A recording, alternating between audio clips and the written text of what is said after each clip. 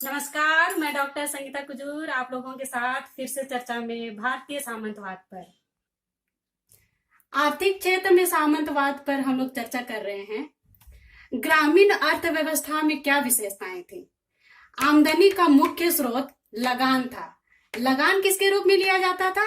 लगान उपज के रूप में लिया जाता था। उपज का छठा भाग या तीसरा भाग, इसको हम लोग डायग्राम से भी समझ सकते हैं कि लगभग ये पूरा भाग है, तो पूरा भाग का छठा भाग, इधर ये अगर पूरा भाग है तो पूरा भाग का तीसरा भाग।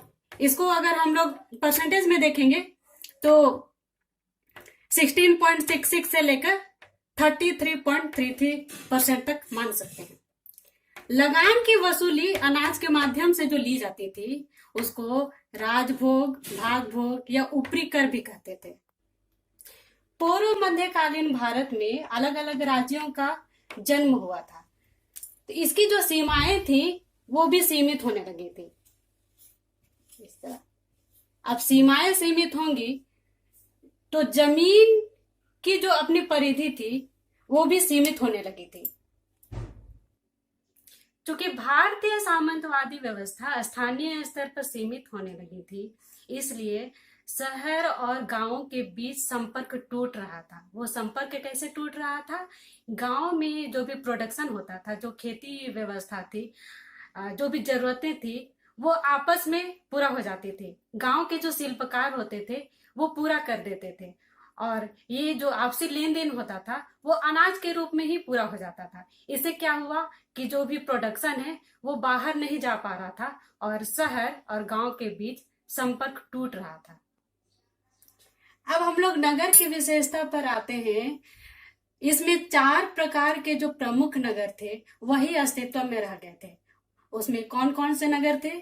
पहला, जो प्रशासनिक केंद्र माने जाते थे, इनमें ज्यादातर वही प्रशासनिक केंद्र प्रमुख थे जहां दुर्ग होते थे या फिर सैनिक छावनी होती थी। दूसरा, धार्मिक महत्व के नगर थे जैसे तीर्थ स्थल। तीसरा, पतन और बंदरगाह। पतन और बंदरगाह मतलब जैसे हम लोग देखेंगे मैप में, यहाँ जो समुद्र और जमीन के बीच में जो एक केंद्र होता था, व्यापार का केंद्र होता था। अभी के संदर्भ में हम लोग देख सकते हैं तो कोलकाता या मुंबई, उसी तरह उस समय भी पतन और बंदरगाह से संबंधित जो भी केंद्र थे वो महत्वपूर्ण नगर माने जाते थे। चौथा, स्थानीय व्यापार के केंद्र थे। स्थानीय व्यापार में सामान्यतः मुख्य उपलक्ष्य में या समय समय पर, अवसर पर आपस में लेन देन होता था। इस तरह के व्यापारिक केंद्र थे। ग्रामीण और शहरी अर्थव्यवस्था के परिणाम पर आते हैं, तो चूंकि ये व्यवस्था स्थानीय स्तर पर सीमित होने लगी थी तो कृषि का जो दायरा था वो बढ़ाया जाने लगा। कृषि उत्पादन में बढ़ोतरी की जाने लगी, साथ ही सिंचाई की जो व्यवस्था थी, सुविधाएं थी, वो भी बढ़ाए जाने लगी। इसके अलावा बंजर भूमि को भी कृषि योग्य बनाया जाने लगा।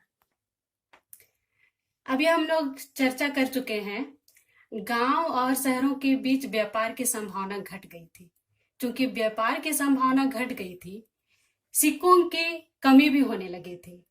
गुप्त काल से ही स्वर्ण और चांदी के सिक्कों की कमी होने लगी थी, और जो स्थानीय स्तर पर जो सामान थे उनकी खरीदारी तांबे या कौड़ियों के माध्यम से होने लगी थी। पूर्व मध्यकालीन भारत में जहां स्थानीय व्यापार सीमित होने लगे थे, वहीं समुद्री व्यापार में वृद्धि होने लगी थी।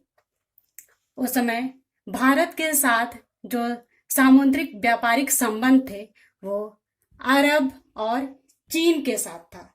हम लोग देखते हैं कैसे भारतीय माल का आदान प्रदान होता था। अरब व्यापारी जो होते थे वो अरब से होते हुए फारस की खाड़ी से यहाँ भारत, गुजरात के पास आते थे, या फारस खाड़ी होते हुए हिंद महासागर तक आते थे, यहाँ पर कुछ व्यापार होता था। हिंद महासागर होते हुए दक्षिण पूर्व एशिया की ओर बढ़ते थे। दक्षिण पूर्व एशिया की तरफ से ये चीन की ओर मान ले जाते थे।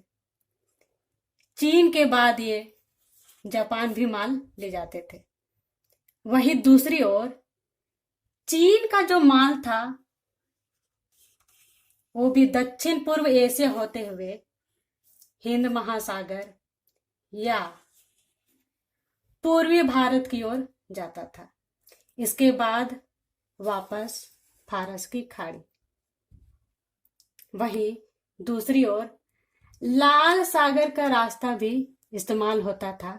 इसके बाद यहाँ से यूरोप की ओर वस्तुएं भेजी जाती थी। यूरोप की जो वस्तुएं होती थी वो भी लाल सागर होते हुए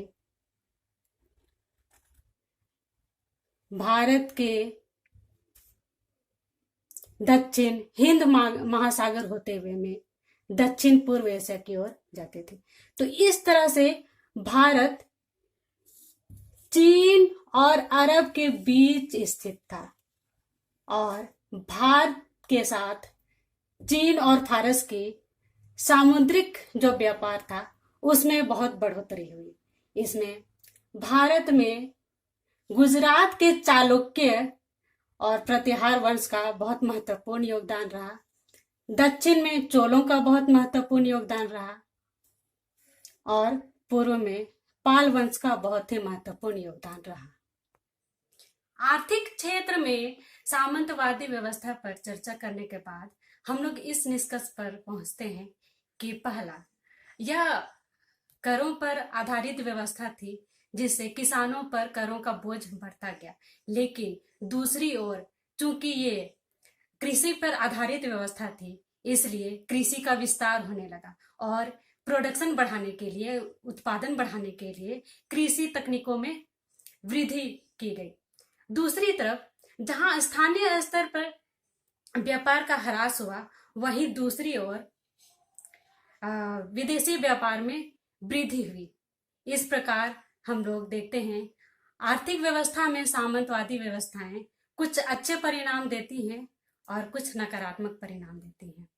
आगे में भारतीय सामंतवादी व्यवस्था सामाजिक आयाम में क्या परिवर्तन लाती है इस पर मैं चर्चा करूंगी।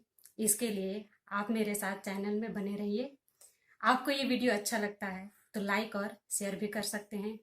मेरे YouTube चैनल को आप सब्सक्राइब भी कर सकते हैं और कमेंट भी कर सकते हैं। धन्यवाद।